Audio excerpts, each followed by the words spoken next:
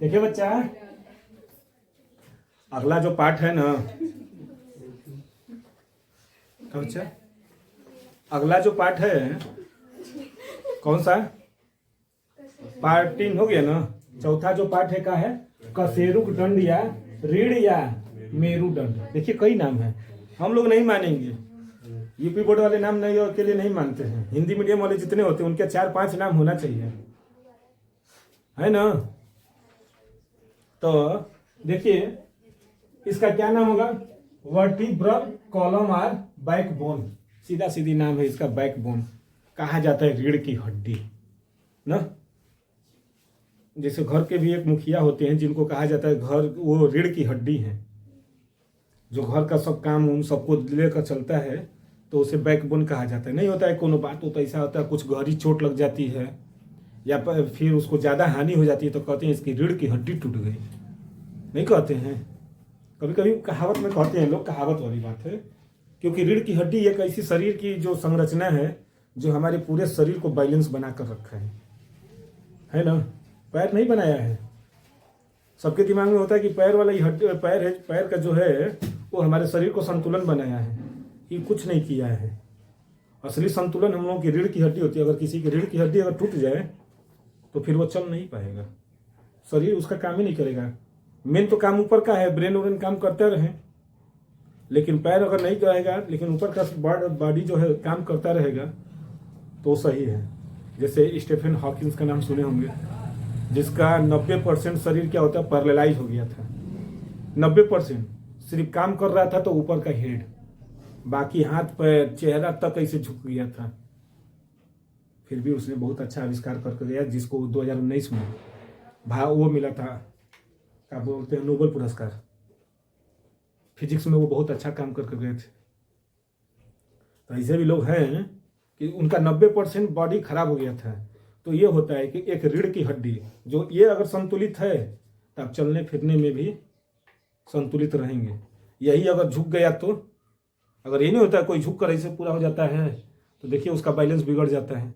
मैंने सब कुछ यही काम करता है रीढ़ की हड्डी। तो क्या होते हैं कि रीढ़ हमारी पीठ की मध्य रेखा में सिर से धड़ के निचले छोर तक क्या होती है, जुड़ी रहती है। जैसे ये खोपड़िया है ना, और ये धड़, यानी दोनों के बीच में क्या होते हैं, एकदम ये जुड़ी रहती है। पकड़ कर रखा है यहां से और नीचे तक। फाइनली एक छड़ नुमा रचना है ना, छड़ की तरह। छड़ मतलब क्या, वो श्रृंखला की तरह है जिसमें छोटे छोटे छल्लों के समान 26 कशेरुक दंड होते हैं या कशेरुक होते हैं, हो रहे हैं ना, जिसमें 26 क्या होती हैं, हड्डियां पाई जाती हैं। सभी कशेरुकों के बीच में आंतर कोशिक गद्दियां होती हैं। जैसे देखिए ये जो है ना छोटे छोटे, ये गद्दी नुमा होती है, यानी वहाँ पर थोड़ी सी वो बोलते हैं गुद्देदार, यानी गुद्दा मसल्स वहाँ पर रहते हैं। क्यों रहते हैं? अगर मान लीजिए हम ऊपर ऐसे कर रहे हैं ना, अच्छा ऐसे कर रहे हैं तो वहाँ पर जो मसल्स होंगे तो मसल्स ही दबेंगे, न कि हड्डी। अगर एक दूसरे से हड्डी अगर दबेगी तो हो सकता है चटक जाए। ऐसे तो जनरली हम लोग चलेंगे तो सही है। मान लेते हैं कोई आकर पीछे से ढकेल दिया, अच्छा हम कहीं गिर जाएंगे तो हड्डी जब आपस में उस समय बहुत तगड़ा लड़ेंगी ना, जब लड़ेंगी तो क्या होगा, टूटने का डर रहेगा, वही ना। तो इसीलिए वहाँ पर क्या होते हैं, गद्दी नुमा होती हैं। ये जितनी ये सब हैं हड्डियों के बीच में, जैसे यहाँ पर है ना सब एक गद्दी की तरह, उसमें मसल्स भरे रहते हैं। जिसका वो मसल्स किसके होते हैं, तो कार्टिलेज के होते हैं। तो वही देखिए, जिनका केंद्रीय भाग लचीले कार्टिलेज तथा परिधीय तंतुमय कार्टिलेज का बना होता है। यानी कि वही जो बता रहे हैं कार्टिलेज तो जानते ही हैं, कान वाला जो है ये कार्टिलेज का बना है, नाक का ऊपरी भाग वाला जो है वो कार्टिलेज का है। तो ये सब इसी में रहते हैं। जिनका केंद्रीय भाग को क्या बोलते हैं, मज्जी केंद्रक यानी न्यूक्लियस पल्पोसस कहते हैं। आंतर कशेरुक गद्दियां कशेरुक दंड को लोच प्रदान करता है। लोच मतलब जानते हैं, लचीला नहीं होता है कि ऐसे तो हम लोग जनरली अगर कहा जाए तो ये बताइएगा, जनरली आप लोग चल रहे होंगे है, कुछ लोग इसमें बैठे हैं डांसर भी हैं, इसमें कुछ लोग ऐसे भी डांसर हैं और कुछ को डांस से नहीं आता है। होता है ना। तो जो डांसर होते हैं उनकी एक खास बात होती है कि कोई भी म्यूजिक देखेंगे ना तो उनका शरीर बेचैन रहता है, बैठे भी रहेंगे तो एकदम झूम झूम करते रहते हैं, अपना कमर इधर उधर या चाहे कुछ करते रहेंगे। तो बताइए ये लचक आ रही है कि नहीं आ रही है रीढ़ की हड्डी में।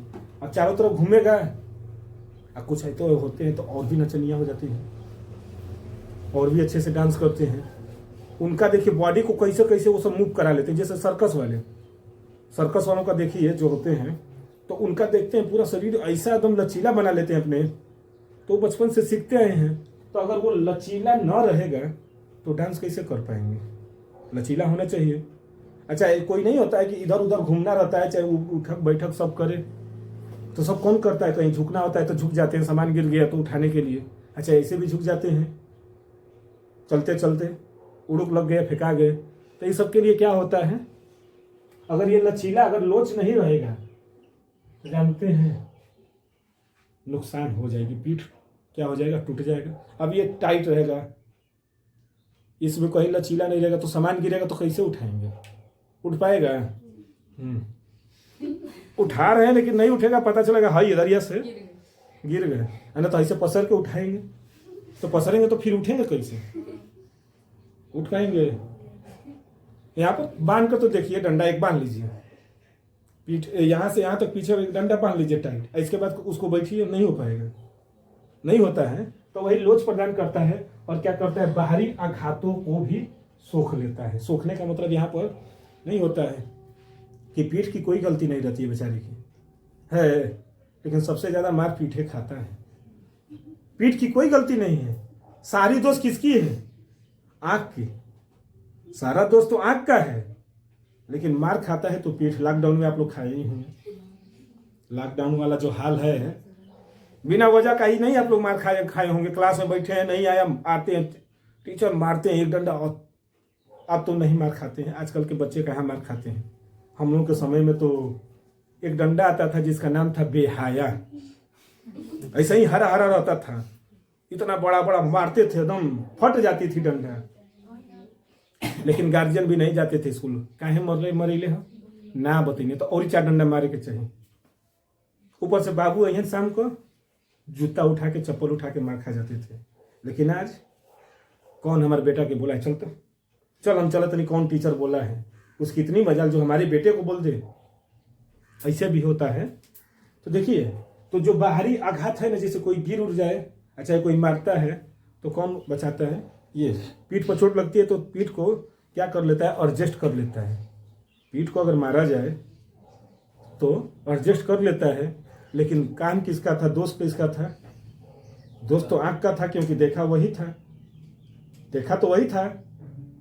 हम देखे हैं तभी तो मार खाए हैं, नहीं देखे होते तो किसी को कुछ बोलते नहीं, नहीं बोलते तो मार खाते नहीं। पीठिया मार खाता है ना तो आंसुआ कहाँ से आता है, आँखिए से आता है ना। यानी हर तरह से गुनाह तो किया है, आंख ने तो गुनाह किया, लेकिन पीठ खाया तो आंख से ही आंसू गिरा। ये सब कर्मा रिटर्न है, पता है ना। हम किसी का बुरा ना करें, ये हमारा धर्म है ना, ये हमारा धर्म है, किसी का बुरा नहीं करना चाहिए, जीवन में मत करिएगा। तो देखो बच्चा, कहने का मतलब है कि ये कसेरुक दंड क्या होते हैं, ऊपरी सिरे से लेके और निचले सिरे तक क्या होते हैं, जुड़े रहते हैं। और इसमें कितनी कसेरुक पाई जाती हैं, तो 26। और इनके बीच में क्या होते हैं, गद्दी नुमा कार्टिलेज पाए जाते हैं, है ना, जो क्या करते हैं, इनको चटकने से या फिर इनको लचीला बनाने में मदद करते हैं। और ये क्या करता है, बाहरी आघातों से जो चोट लगेंगे उनको ये क्या कर देता है, कम कर देता है ना। तो यही होते हैं। इसके बाद आता है कशेरुक दंड के वक्र, कर्वेचर ऑफ बैक बोन्स। कशेरुक दंड का जो वक्र होता है, वक्र सीधा तो हो नहीं पाएंगे, हो पाएंगे, आज तक तो कोई नहीं हुआ है। अगर हम ऐसे खड़े हो जाए ना, ऐसे एकदम पूरी तरह से टाइट, फिर भी यहाँ पर एक हड्डी जो होगी पीछे, यहाँ पर क्या होगा, आगे की तरफ है तो एक क्या है, ऊपर ऐसे घुमा है तो ये ऐसे गया, फिर ऐसे आया, है ना। देखिए यहाँ पर है, ये पहले ऐसे, फिर इधर, फिर इधर, फिर इधर, ये सीधा कभी नहीं हुआ है। अरे देखिए बना भी है, ये भी बना है, पहले इधर से हुआ है ना, वक्र की तरह है। वक्र का मतलब जानते हैं, ऐसे एक रेखा बन जाए। सीधी रेखा होती है तो स्ट्रेट लाइन बोलते हैं, हल्का सा घूम गया तो वक्र हो गया। तो वही है, सीधा खड़ा होने पर भी हमारा कशेरुक दंड बिल्कुल सीधी मुद्रा में नहीं होता है, यानी ये सीधा नहीं होता है, कभी भी नहीं होगा। ऐसे किसी के पीठ पर ऐसे देखिए तो हाथ ही नहीं जाएगा पूरा सीधा। एक बार पेट सीधा हो सकता है, जो सिक्स वो क्या करते हैं, जिम जाते हैं तो अपना पेट एकदम पूरा बराबर कर सकते हैं, वो मसल्स वसल्स, तो वो नहीं होता है। पीछे से देखने पर कशेरुक दंड में 4 वक्र दिखाई देते हैं। देखिए 4 वक्र दिखाई देते हैं, दिख रहा है ना, देखो ईजा तक, फिर यहां तक जो घुमा है ना इसे आएगा, फिर इतना आएगा, फिर वही, और फिर लास्ट वाला ये। तो देखिए पहला है क्या, देखिए 4 वक्र में पहला क्या हो गया, ग्रीवा है जो दिख रहा है ऊपर वाला ना, है ऊपर वाला है जो गर्दन से है ना, गर्दनिया से यहाँ तक, पिठिया तक, यहीं तक ऊपर, उसको क्या बोलते हैं, ग्रीवा, यानी सर्विकल। इसके बाद आता है वक्षीय, यानी सीने के ठीक पीछे, सीने के ठीक पीछे वाले को कहते हैं थोरोसिस। देखिए थोरेसिस यहाँ पर है, जो क्या है, हल्का सा पीछे निकला हुआ पीठ जिसको बोलते हैं, है ना, दोनों हड्डियां नहीं निकलता है, तो इसी के पास है। इसके बाद आता है लंबर। लंबर क्या होता है, जो हल्का सा आकर नीचे कमर के पास जो दब जाता है, उसको क्या बोलते हैं, लंबर। और लंबर के बाद नीचे जो आता है उसे कहते हैं सैक्रम। सैक्रम जो हम बैठते हैं ना, तो एक छोटी हड्डी रहती है, उसी को क्या बोला जाता है, सैक्रम। सबसे निचले भाग को जिस पर हम लोग बैठते हैं तो वो होता है सैक्रम।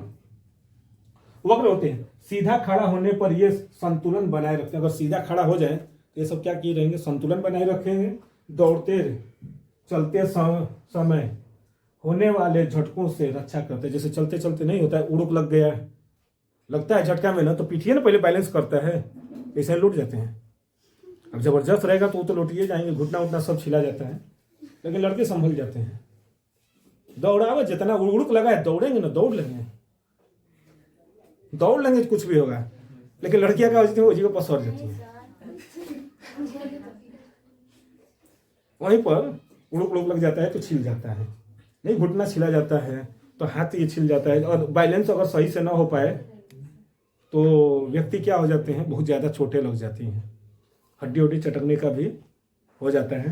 तो यहाँ पर देखिए लंबर, थोरेक्स, सैक्रम, ये तीनों क्या है, नीचे वाली होती हैं, और बाकी ऊपर वाले का क्या होता है, ग्रीवा जो होती है, जिसको सर्विकल बोलते हैं, सर्विकल। ये 4 पार्ट होती हैं, है ना। अब चारों पार्ट को देखा जाए ना, एक एक करके चारों पार्ट का देखा जाए,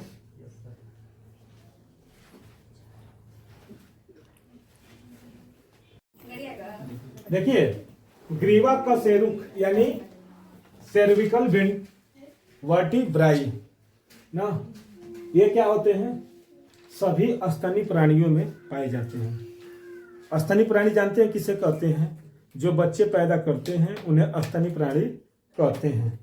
जो बच्चे पैदा करते हैं तो वो जानवर हो सकते हैं, पशु, उनमें भी ये पाया जाता है, क्या, ग्रीवा कशेरुक।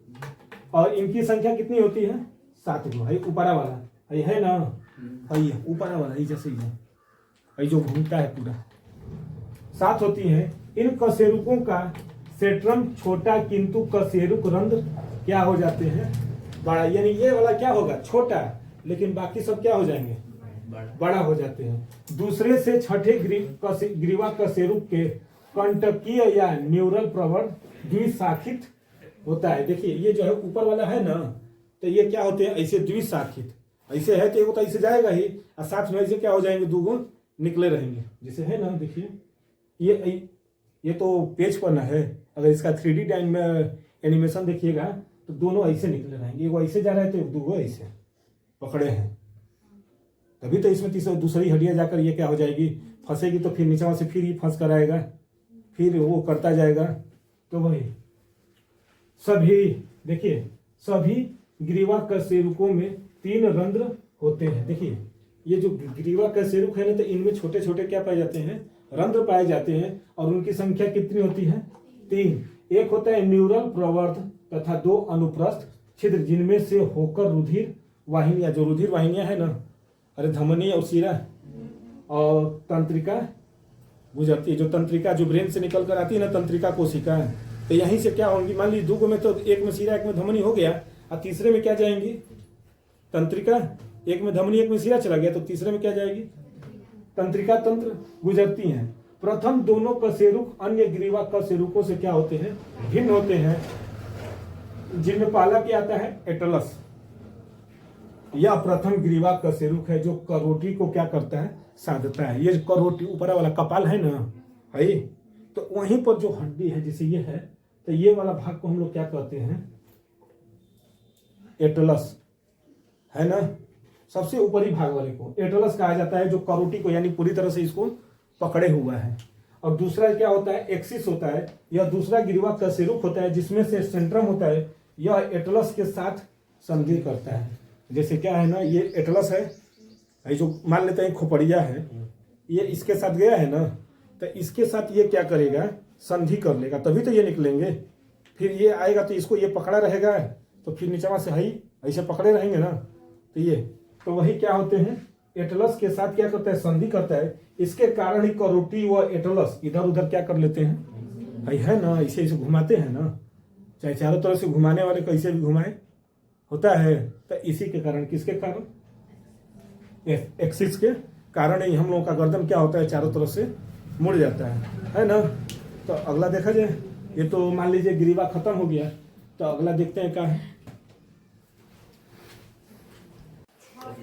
बच्चा वो तो हो गया। दूसरा नंबर का है वक्षीय कशेरुक ना। फिगर में कहीं दिख रहा है क्या, वक्षीय कशेरुक, ये जो दिख रहे हैं ना, यहाँ से यहाँ तक, इसमें यहाँ से वही वाला जो भाग है, यानी गर्दन के भाग वाला, वो तो गर्दन के ऊपर बता दिए, गर्दन से जहां मूव कर रहा था, लेकिन उसके बाद ये है ना। तो इसको जब बताएंगे तो इनकी संख्या कितनी होती है, तो 12, यानी यहां से लेके जो पीठ से नहीं निकला ऐसे, ऐसे था तब ऐसे जो निकला है, तो इनमें जो रीढ़ की जो हड्डी है उनकी संख्या कितनी होती है, तो 12। पहले 10 वक्षीय कशेरुकों के कंटकीय प्रवर्ध जो ऊपर हैं, 10 गो पहले कैसे हैं, तो लंबे हैं, चपटे हैं और नीचे की ओर झुके हुए हैं ना, जी सही है। तो इसे आगे की सब में निकला है पीठ वाला ऐसे, तो दम पूरा क्या है, ऐसा ही है। कैसे है कि लंबे हैं, चपटे हैं और नीचे की ओर है कि नहीं। देखिए ये जो इनकी संख्या 12 है, तो पहले 10 जो है तो क्या, कंटकीय प्रवर्ध लंबे, यानी घुमावदार क्या है, लंबे हैं, चपटे और नीचे की ओर झुके हैं। 11वें और 12वें कशेरुकों को छोड़कर पहले 10 कशेरुकों के अनुप्रस्थ प्रवर्धों पसलियों से जुड़ने के लिए क्या करती हैं, संधि तल होते हैं, मानी इनको एक दूसरे से जुड़ने के लिए। हाई वाला को छोड़कर, लास्ट वाले को छोड़कर दिया है ना कि 11वें और 12वें नंबर के कशेरुकों को छोड़कर बाकी सब क्या है, किससे जुड़े हुए हैं, पसलियों से जुड़ने के लिए क्या होते हैं, संधि होती है। यानी पसली से जुड़ी होनी चाहिए ना। अगर हड्डी जो है, अगर हड्डियां पसली से ना जुड़ी रहे, तो ये जो हड्डियां है अगर पसली से नहीं जुड़ा रहेगा तो तब तो मुर्गा का टांग नहीं खा सकते। खा लेंगे मुर्गा का जब खाते हैं तो क्या उसका हड्डियां थोड़ी ऐसे चबा जाते हैं, उसमें का जितना मनसा रहता है सब खा जाते हैं। अब फिर दोनों सरिया का हड्डियां का इससे इधर का तोड़कर इसके बाद सीधे में खींचते हैं सब, तो उसमें से डेयरी मिल्क आता है, बड़ा टेस्टी लगता है। जैसे उसका जो जुस्सा होता है तो वो सब खाते हैं। तो देखिए जितने भी हड्डी हैं, यानी जितने भी बोन्स हैं, उसमें क्या है, पसलियां जुड़ी हुई कि नहीं है। ऐसा तो नहीं ना कि यहाँ से काट दिया हड्डियां को इसे खींच कर हटा देंगे, हट जाएगा। उसके साथ साथ यहाँ पर जो उसकी पसलियां हैं, मांस हैं, वो भी क्या होंगे, सब निकलेंगे कि नहीं, साथ में निकलेंगे ही निकलेंगे, निकलते हैं, समझ रहे हैं ना। तो वही उनको संधि करने के लिए क्या रहती हैं, पसलियों से जुड़ने के लिए क्या हो जाती हैं, संधि बनाई रहती हैं। इसके बाद आता है, देखिए ऊपर के 10 हो गए, इसके बाद आता है लंबर जिसको कटी भाग कहते हैं। कभी कभी हिंदिया का वर्ड अजीब हो जाता है और अंग्रेजिया वाला सही हो जाता है, कभी कभी अंग्रेजिया उड़ जाता है, नहीं हो जाता है। लंबर यानी वर्टिब्राई, ये कितनी होती है, देखिए यहाँ पर है, जो नीचे वाली जो ऐसे जाकर ऐसे नहीं धंसा है, ये तो ये कैसे गर्दन से है, एक ऐसे उठा उधर चला गया आगे की तरफ, तो उसको थोरेकिक बोलते हैं, थोरेसिस। और इसके बाद जो अंदर जाके कमर के पास ऐसे धंस गया है, उसको क्या बोलेंगे, कहेंगे जी ये लंबर, जो अंदर चला गया है, तो इसको क्या इसको लंबर बोलेंगे। तो यही है, यानी जो अंदर भागा है। तो ये क्या होते हैं, यह एक त्रिकोण आकार अस्थि है। यह कैसा है, अच्छा ऊपर वाला है ना, हम नीचे वाला बोल दे रहे हैं, ठीक है सॉरी। यह 5 होते हैं ना, यहाँ पर गिन सकते हैं 1 2 3 4 5, 5 है। ये 5 होते हैं तथा कशेरुक दंड के अन्य सभी कशेरुकों से अधिक बड़ी व मजबूत होती हैं।